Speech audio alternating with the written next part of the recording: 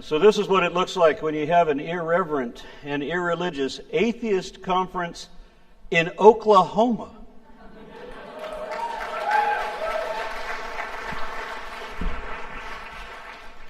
Tulsa, Oklahoma, home of Oral Roberts University, where Michelle Bachmann was undereducated,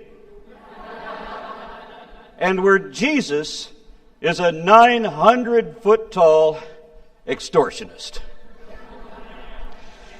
My wife and I visited ORU after the first free OK, and if you've never been there, it's kind of creepy. It's a little bit like being on a campus ruled by pod people. And this prompted her to read up on some of these evangelical colleges, and she discovered something interesting about Bob Jones University, also known as BJU. I got the two schools confused because I thought that BJU was where we got oral.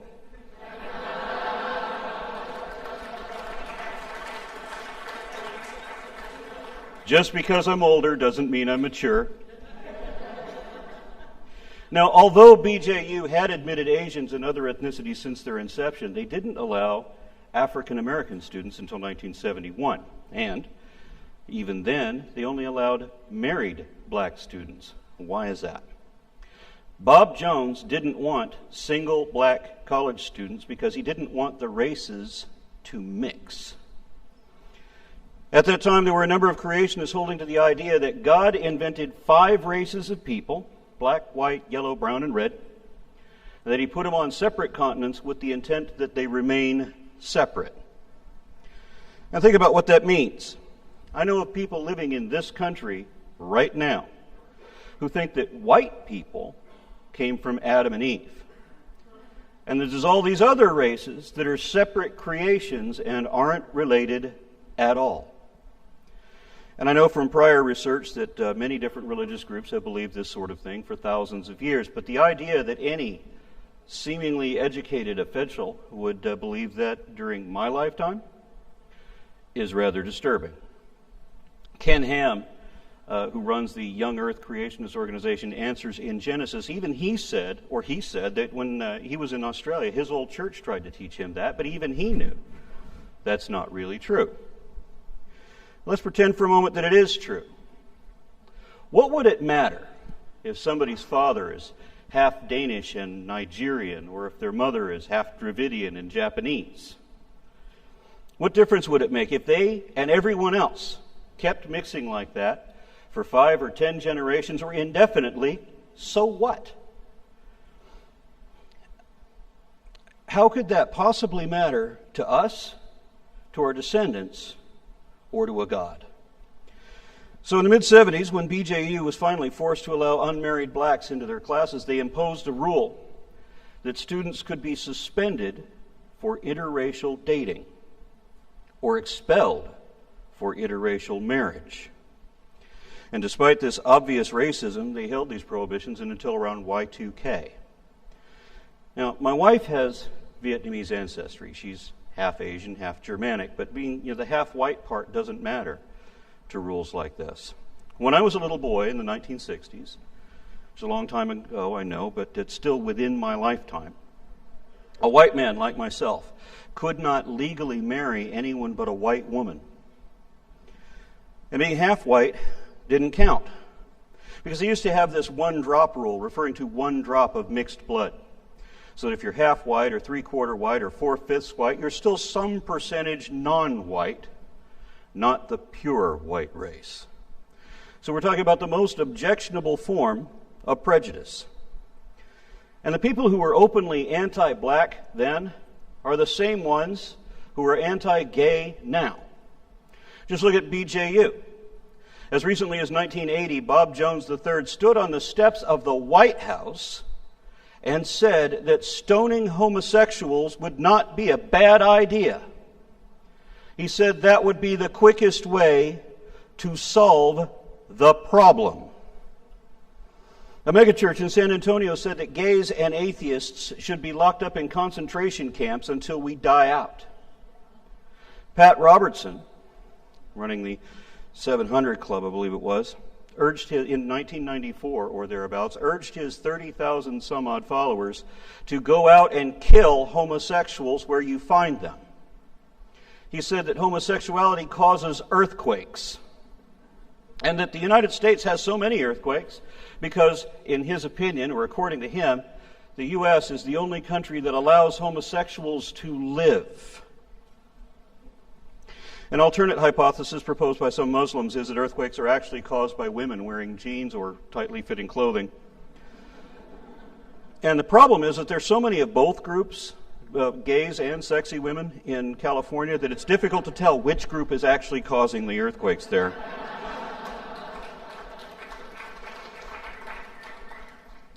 Several years ago, I saw a news story that Colorado was attempting to amend their state constitution to allow for religious discrimination. Not to prohibit it, as everyone should want to do, but to promote it. Specifically, they wanted to deny housing or employment on grounds of sexual orientation, and of course they only wanted to do this for strictly religious reasons. Now, I know that the courts have recently ruled in favor of religious discrimination or discrimination on the grounds of indefensible beliefs and unsupportable nonsense. But I have to say that if you cite religion as your sole justification for any action or position, then you haven't given a reason and are not justified. People should not claim special privilege just because they have unrealistic and unreasonable beliefs. Being gullible doesn't give you any advantage or make you any better than anyone else. Understand that sexual orientation is not a matter of choice, but your religion is.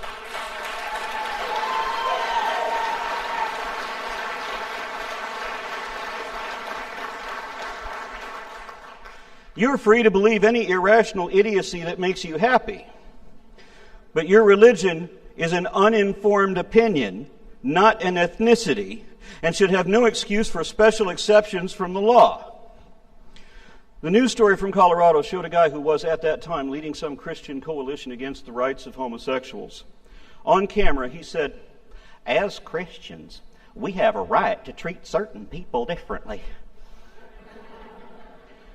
I couldn't believe his shameless, unabashed arrogance, as if his imagined exceptionalism could somehow be justified.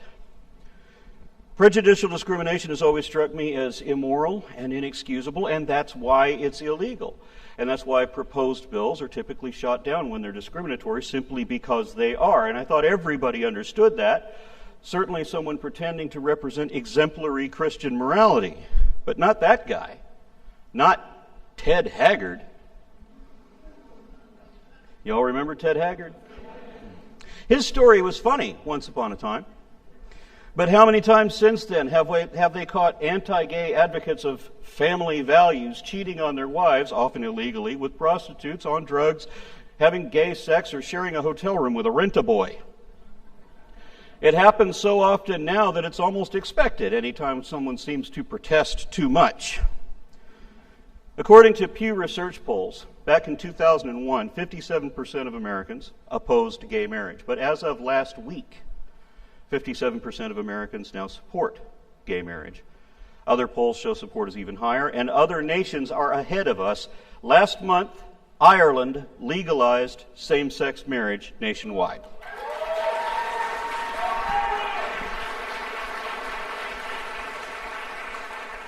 And you may not have heard of this one, but this week, Mexico did too.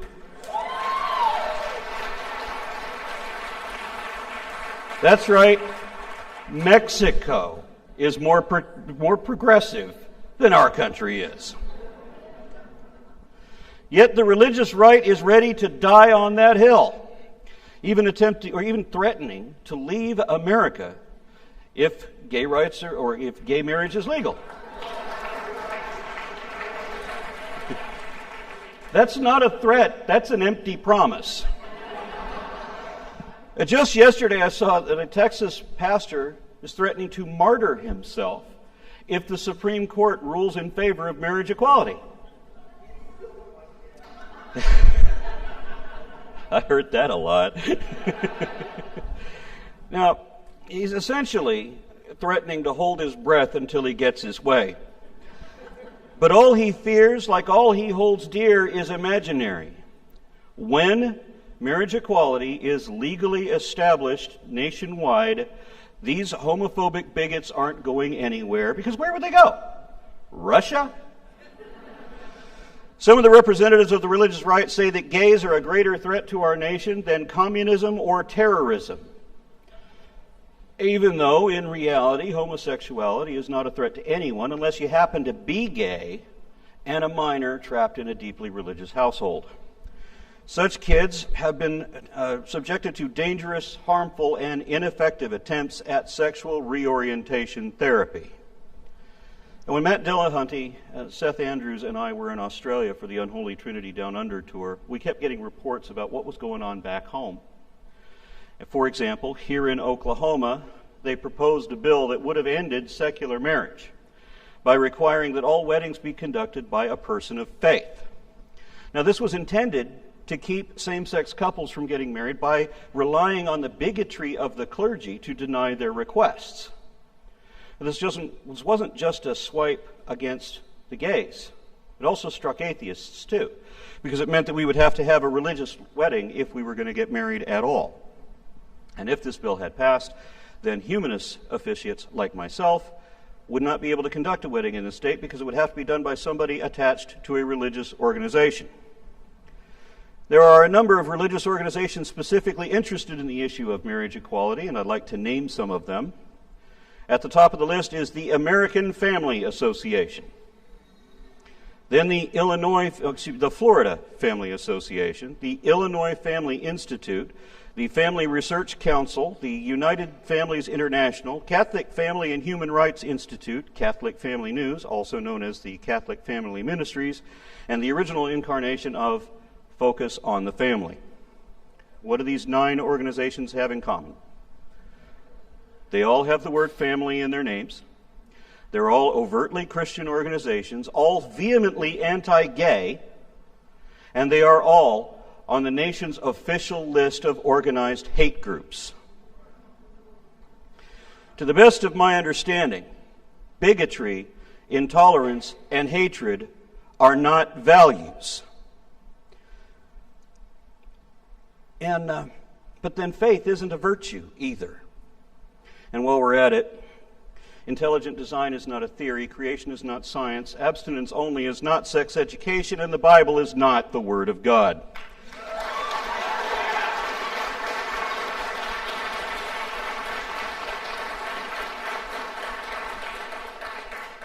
I saw a poster recently that said that Obama is not a brown-skinned anti-war socialist giving away free health care. You're talking about Jesus. I also read an article written by a Christian that was complaining about how far the religious right have ventured away from the original practice of Christianity back when they were pacifists, renouncing worldly goods to help the poor. And for the same reason, I think it's funny when any Christian organization pretends to be about family values, because Jesus did not value families. Jesus said, "Do not think that I've come to bring peace on earth. I came not to bring peace, but a sword. For I came to set a man against his father, and a daughter against her mother, and a daughter-in-law against her mother-in-law. He who loves son or daughter more than me is not worthy of me, and he who loves mother or father more than me is not worthy of me." He also said that whoever comes to me and does not hate his mother and his father and his sisters and his brothers and his children and his wife and even his own life, he cannot be my disciple. So maybe it's not surprising that all these Christian organizations with the word family in their name are really hate groups. I know some Fox News followers who imagine that allowing for gay rights will somehow cost them religious liberty. So I asked a few of them, face to face, what difference does it make to you if a gay couple gets married? How does that infringe your rights in any way at all, or impact you at all? And the answer was, in essence, that gay marriage is a threat to the free expression of religion because Christians feel oppressed when they're not allowed to oppress other people.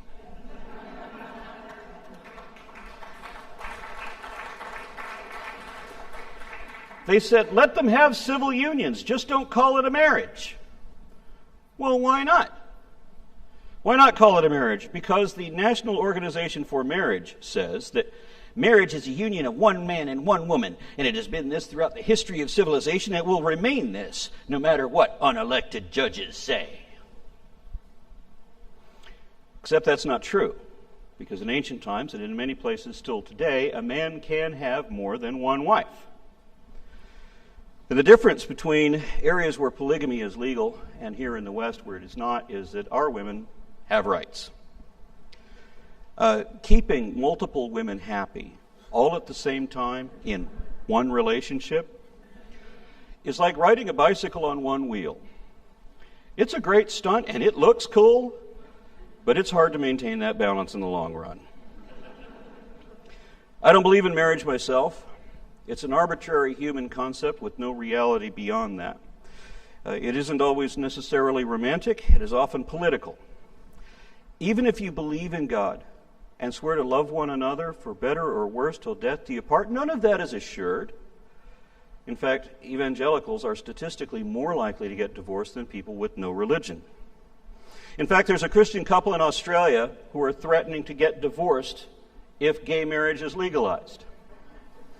It doesn't matter to them that Jesus forbade divorce except on the grounds of fornication, and that Jesus forbade divorcees from remarrying because that would be adultery. In fact, Mark 10, verses 2 through 12, Luke 16, 18, and 1 Corinthians 7, 10 through 15 all prohibit divorce for any reason. Somehow that doesn't matter to this couple, nor that fornication and adultery are stoning offenses just like rape. In each case, both the man and the woman are to be put to death because God is an intolerant bastard. I mean, a righteous judge.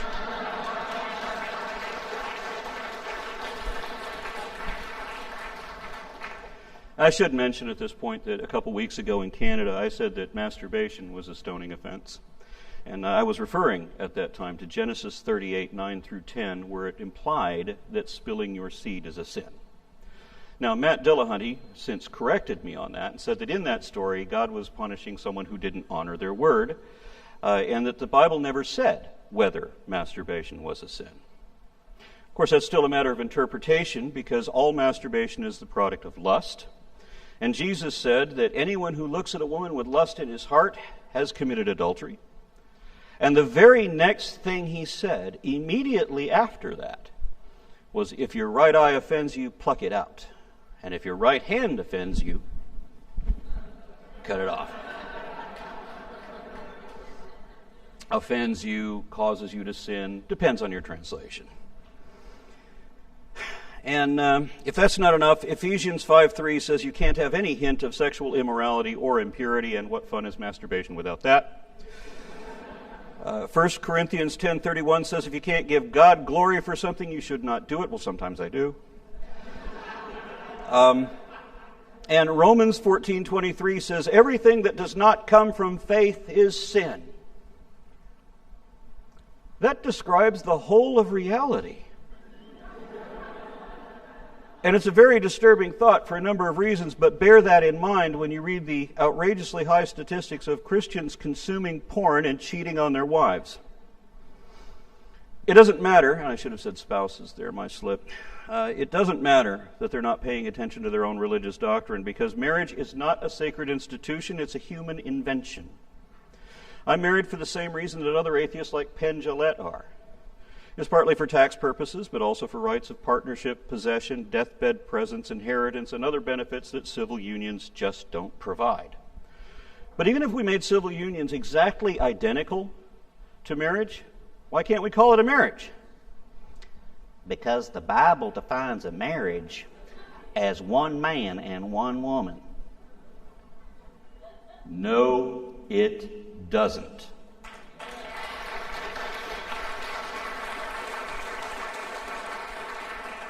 It is so irritating when everybody says that because it's so wrong. First of all, the Bible doesn't define marriage at all. Secondly, if it did, that's not the description that it gives. The way the Bible describes marriage is creepy, criminal, and cruel.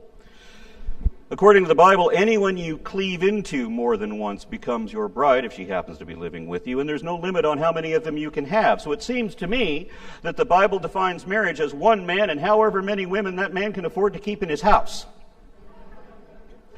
Yes, it says in Genesis that a man and wife will become one flesh, but that's only because a man can only use his penis on one woman at a time.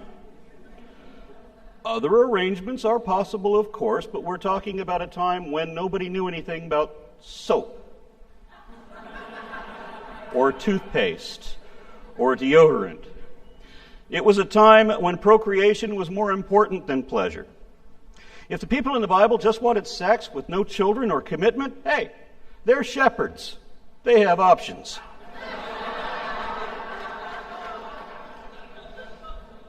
Remember, it's only adultery if the woman is already married.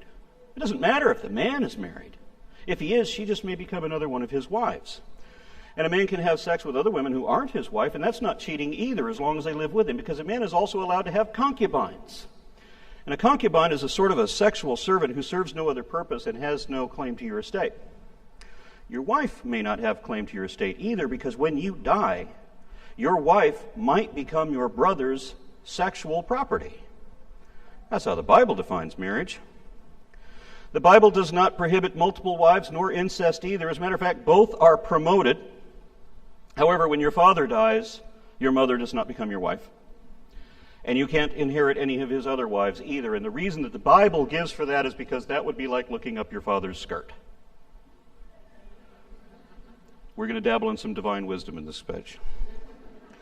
So a man can have multiple wives and a collection of personal harlots, but he can also have sex with his slaves, and that's not cheating either. You've heard of friends with benefits? You can call this your property rights. That's the only way that makes sense, because according to the Bible, all women are property, and property doesn't have rights. Now, some people equate having sex with slaves to rape, because the slave doesn't have any choice.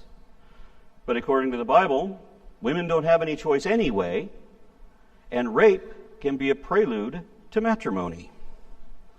If you're a Bronze Age Israelite and you see some young cutie walking unescorted, if you like her, you want her, you can have her, even if she doesn't want you. Now, if you rape a married woman, then it's a death sentence for both of you, because the Bible is stupid like that. But if she's not promised to someone else, and you rape her and you get caught, then you have to pay her father 50 shekels of silver, and she's yours. He may not want her back after that, even his own child. Because an unmarried woman who wasn't a virgin was considered damaged goods back then. So they had this rule that if you pop it, you buy it. So your victim becomes your bride, and you're stuck together forever and can never get divorced. So be careful who you rape. That's actually the cheaper and easier way to get a bride. If a man takes a wife and decides he doesn't like her, if he can prove that she wasn't a virgin, or if he can convince other people that she was probably not a virgin, then she'll be murdered on her father's doorstep, because according to the God of infinite mercy, that's the moral thing to do. But if she can prove that she was a virgin, then she must remain married forever to the man who hates her, because that's divine wisdom too. That unpleasant arrangement for both of you will also cost you 100 shekels, whereas you can marry your rape victim for half the price. So if you're a complete loser and you can't get any woman who appeals to you by the normal way, just rape whoever you like, and she's yours forever. She'll always have to submit to your demands, because the way the Bible defines marriage, you are lord over her.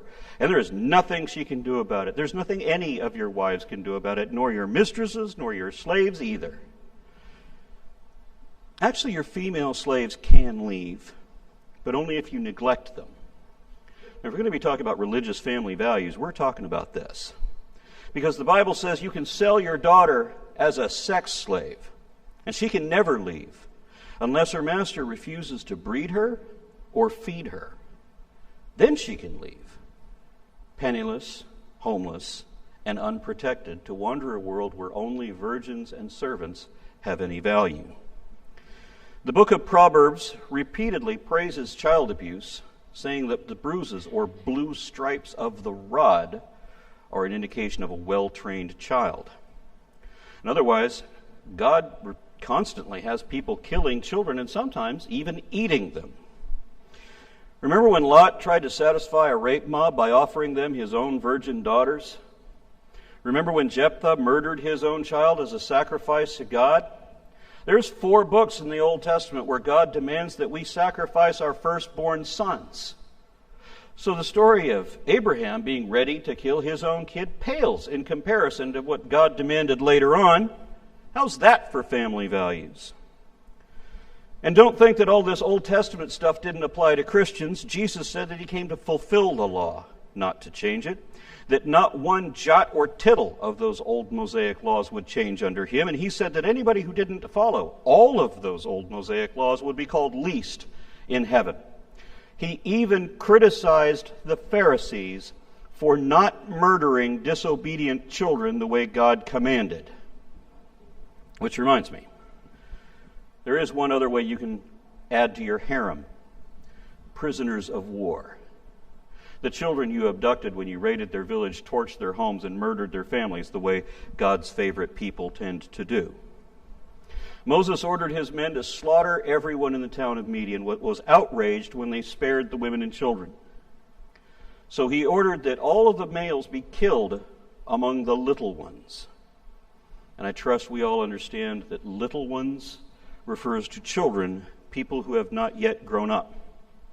In Hebrew tradition, men are typically or legally separated from boys at 13 years old plus 1 day. Likewise, women are separated from girls at 12 years plus 1 day. The rules laid out in the Talmud are reportedly the recently written records of what had originally been an oral tradition since the time of the Pentateuch. That's the 5 books attributed to Moses. And if this is so, and it offers any indication of Hebrew practice during Bible times, then it's another reason not to consider the Bible to be a moral guide. Anyone too young for bar mitzvah or bat mitzvah are the little ones. So we can only be talking about preteen children. Now, being the man of God that he was, Moses ordered little boys to be hacked to death in front of their mothers, and mothers to be skewered on the sword in front of their daughters, in what would have been a scene of senseless horror.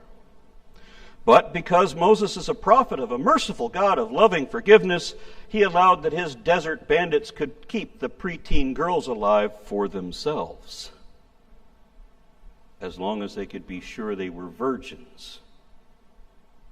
Now, this last requirement, and the means of determining that, again implies only one possible purpose for keeping these terrorized little girls alive and in custody. For some reason, religious people have no objection to Moses killing little boys. But if they're going to have sex with little girls, then it becomes a moral issue, and they have to come up with some excuse to explain that away. Every defense I've ever heard for this passage has attempted to paint the females among the little ones as if they were acceptably mature by modern standards. But the New American Version of the Bible refers to the daughters as girls. The New Revised Standard Version refers to them as young girls. The King James Version calls them women children, which means little girls. And Young's literal translation calls them infants. In any case, it's clear we're talking about emotionally disturbed and psychologically abused kids, enslaved, as if that were moral, and kept alive only for the purity of their sex. Defenders of the faith also reject that there was any impure intent in keeping only virgin girls alive for yourselves. Any sexual innuendo was dismissed as immoral because God can't be immoral, right? Worst of all, the fact that all of these girls were so deeply and horrifically traumatized by being raided, invaded, ensnared, and enslaved, and having their privates inspected by the very savages who are still brutally butchering everyone they love around them, that wasn't considered to be immoral. Instead, everyone attempting to justify the divinity of these scriptures tries to justify all of this terror, making up excuses as if the victims somehow deserved this, as if that's even possible. How immoral is that? So in these Bible times, how would your wives, mistresses, and bonded prisoners know if you were cheating on them? Their first clue might be that there's a strange young girl in your bed, crying on bloody sheets, And all your other women would just have to accept that she's the new addition to the harem, and they're all in the same lot. That's how the Bible defines marriage. But how would the man know if any of his human chattel were cheating on him? There may be many reasons, but the most obvious is if he suspects that she might have gotten pregnant when he wasn't around. In such a case, the husband would take his wife to the priest, and the priest would force her to have an abortion. Yes, the Bible actually condones abortion, and this is with God's direct endorsement and involvement. For example, God performed a number of abortions in Hosea 9:11 through 16. Remember that the Bible is Jewish, or at least the Old Testament is. But the Tanakh, the Jewish name for the Bible, is not the only ancient book of Jewish laws. Jewish belief holds that the basic laws of the written Torah were given by God to Moses along with an oral tradition, which was eventually written down and recorded in the Mishnah, the Talmud, and the Midrash. If this is so, then these can be used to enhance our understanding of the Bible from the Jewish perspective.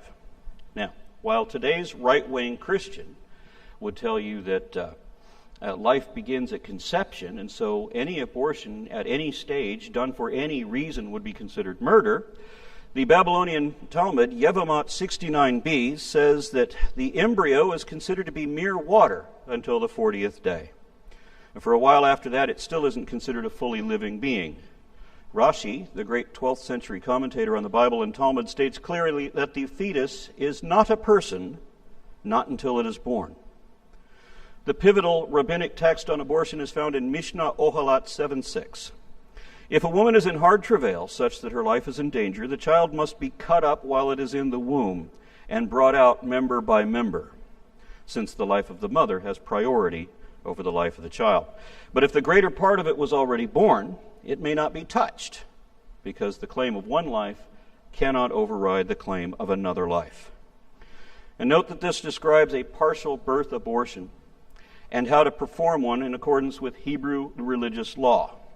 Jewish tradition holds that the fetus is not considered a separate person until the head, or at least most of the body, has passed through the birth canal. This is concordant with Mosaic law because they're both Jewish traditions believed to be of the same source. Exodus 21, verses 22 and 23 illustrate how the Bible does not consider the fetus to have value equal to that of a human life. There are other references to the breath of life where the movement of air is considered to be akin to a spiritual essence, the traditional belief being that when a newborn takes its first breath, it becomes infused with the Spirit and becomes a living soul.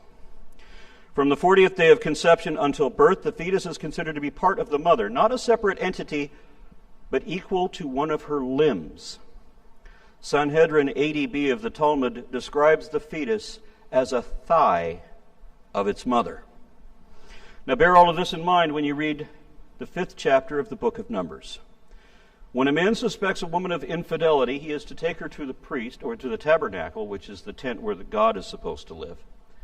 And the priest would gather dust from the floor and mix it with water in a bowl. And this is also where they brought the animals to be sacrificed, and that may impact the quality of the dust being used. And then he writes a curse on a scroll and washes the ink off into the bowl too. Then the husband and the priest together force the wife to drink the cursed potion of bitterness and filth. And the idea is that if she's innocent and falsely accused, nothing will happen. But if she's guilty, if she cheated on her husband, then the curse will cause her belly to swell and her thigh will rot or fall away, depending on which translation you read. Obviously, we're not talking about one of her legs. We already know that the unborn fetus was considered to be one of the mother's thighs and that it would be referenced like that. And that's why instead of saying, "Thy belly will swell and thy thigh will fall away," the New Revised Standard Version of the Bible says that the curse will cause the uterus to drop and the womb to discharge. Actually, it says that God himself will personally cause that to happen. Now, there's no clear indication that the woman is pregnant at this time, nor do we have any reason to believe that she is not pregnant. All we have is that a woman is charged with having cheated with a man. And all the prominent versions of the Bible seem to hold that she definitely had sex with a man, but that she wasn't caught in the act, and there are no witnesses against her. So how do we know that she definitely had sex with a man? And what reason would her husband have for feeling that she cheated on him? And the most obvious answer to both questions is that she got pregnant when she shouldn't be. This was a time before birth control, when men might be away for more than a month at a time. And this was also a time when a man might have many wives and concubines and may not favor all of them. And this culture also made a big deal about knowing when a woman's menstrual period is. There were strict prohibitions against even approaching a woman at these times. So any estranged woman who skips a month or more with no bloody rags to show would be suspect. This test is no more sensible or reliable or realistic than any medieval test to confirm whether someone is a witch.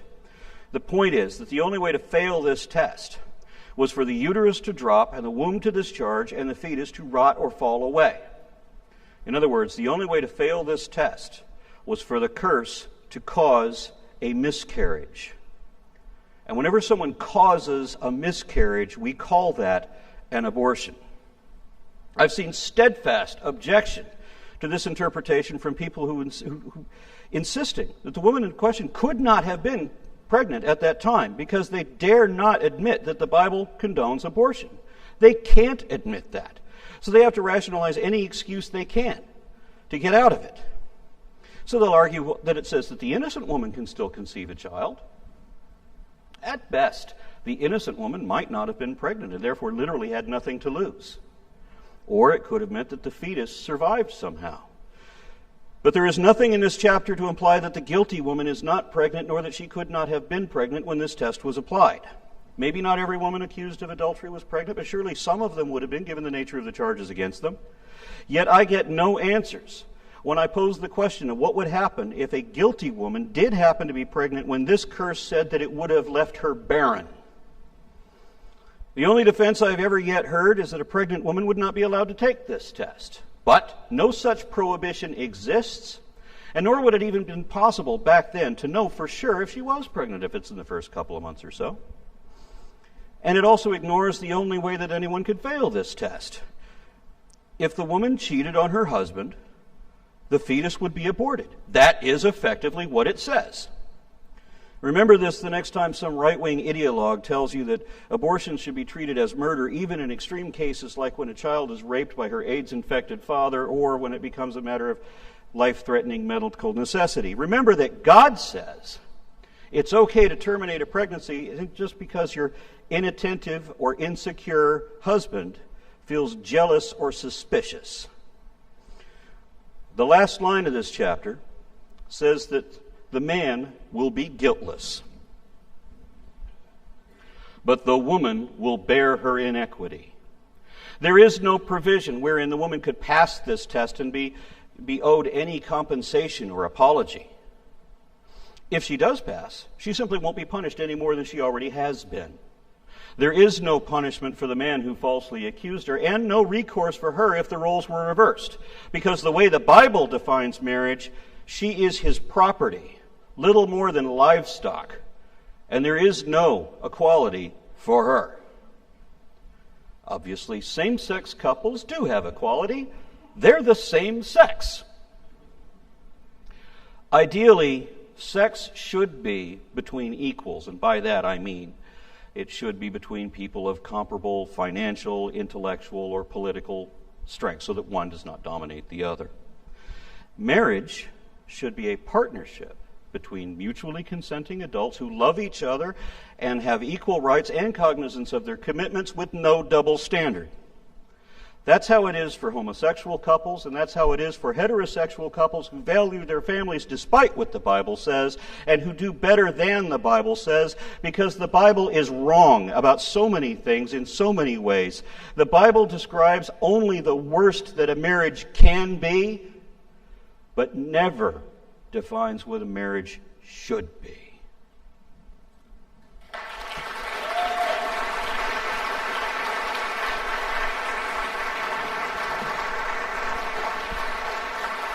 Thank you so much.